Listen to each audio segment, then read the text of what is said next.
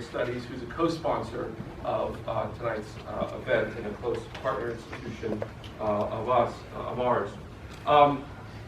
Dr. Toje is certainly one of the most knowledgeable scholars that we have working in the field of international relations and absolutely European relations today. He completed his PhD at Cambridge in international relations in 2006. He is the author of no less than 5 books, 2 monographs on EU relations and US-EU relations. He is currently at work finishing up the 3rd part of his trilogy on Europe, European politics, European administration, and European culture. These books are currently published in Norwegian. They will be available, I'm eager to point out, in English translation at some point next year. So bookmark Toje on Amazon and get your copies. In addition to this scholarship, perhaps, the most interesting thing about him, or at least the thing that attracts our interest, is that he serves as the research director of the Norwegian Nobel Institute. This is the institute that gives the Peace Prize every year, not those lesser economics and medical prizes, but the real prize, the Peace Prize. As research director, his job is to help the committee. There's a committee of 5 parliamentarians that selects the prize. His job is to help them sort through the hundreds and hundreds of nominations they get each year to distinguish the legitimate nominations from the politicized nominations, and then also to do deep background research on the short list, on the finalists. As I said last night, you don't want to discover after your famous laureate has been awarded the prize, you don't want to discover that he's a closet anti-Semite or racist or something like that. So the job of the research arm of the Institute, at least in part, is to help do that due diligence and make sure that only the good guys come through.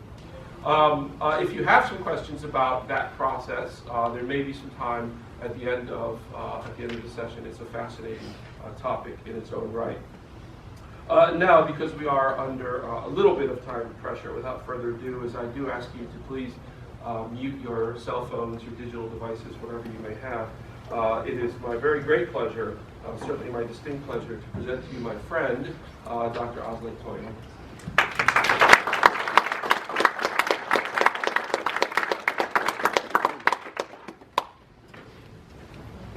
Dear friends, let me start off by saying how incredibly grateful I am to Dr. David Snyder for inviting me here to the University of South Carolina. It has been a genuine pleasure for me to spend a week here, and not in my wildest dreams would I have thought that I would have a chance to learn so much and to meet so many wonderful people and to learn so much about this great state as I have done in the week that I've been here. The topic for today, the title is In the Wild East, Putin's Russia and the Fate of Ukraine. I would like to start with a caveat. I am not a Russian speaker. I would like to underline that. Nor am I really a Russian scholar. I have a background in Sovietology, but it's not the same thing. I have a background in war studies. That might help a little bit when it comes to the crisis in Ukraine.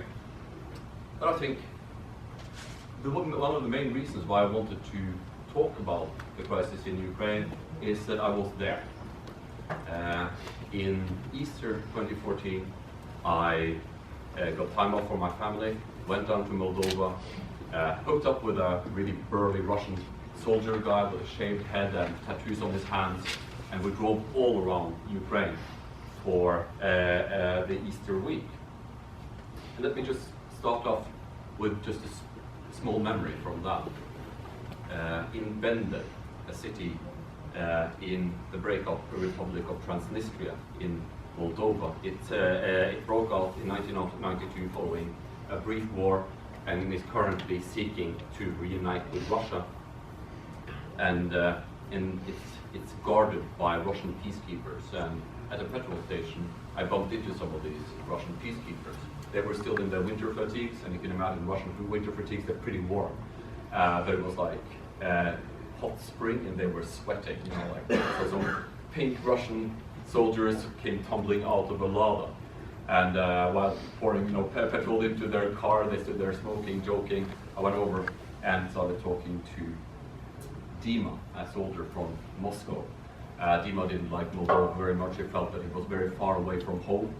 And I joked and I said, well, but Russia is coming closer. Putin had just annexed Crimea, and he had just called the region between Crimea and Moldova for Novorossiya, New Russia. And Dima smiled, and he did lift like this with his finger, and he said, Ukraine, as if it was getting smaller in his hands. The Ukrainian Revolution started in February 2014. The independence of Ukraine following the breakup of the Soviet Union had not been a very happy experience for the Ukrainian people. The country had been poorly governed and had been marred by corruption and the rule of oligarchs. The latest in the row of oligarchs ruling the country was a gentleman by the name of Viktor Yanukovych. Many felt that he had stolen the election with the help of the Russians. Viktor Yanukovych was trying to play a pretty complicated game. He was trying to play the big neighbor in the East, Russia, out against the neighbor in the West, the EU. So he brokered an association agreement with the European Union. The European Union was willing to play ball and offered Ukraine such an agreement. Then Yanukovych stepped back, refused to sign the agreement. Instead, he went to Russia and got a multi-billion-dollar loan and signed a treaty with Russia. And I don't think it's taking it too far to say that he was trying to play a two-level game, trying to play the two out against each other to get the best deal possible with the Russians. But he hadn't taken the Ukrainian population into consideration. Demonstrations, large demonstrations, your kind of people, young people, took to the streets. A lot of them came out of Lvov in the west and traveled to Kiev and assembled in Maidan Square. On the 18th of February, 20,000 protesters marched on the Ukrainian parliament. Scuffles broke out and a camp was erected on the Maidan Square, bitterly cold, but the protesters wouldn't go home. Then there were scuffles and some shootings broke out, and on the 22nd of February, Yanukovych panicked and left Kiev for eastern Ukraine. The day after, Russian nationalists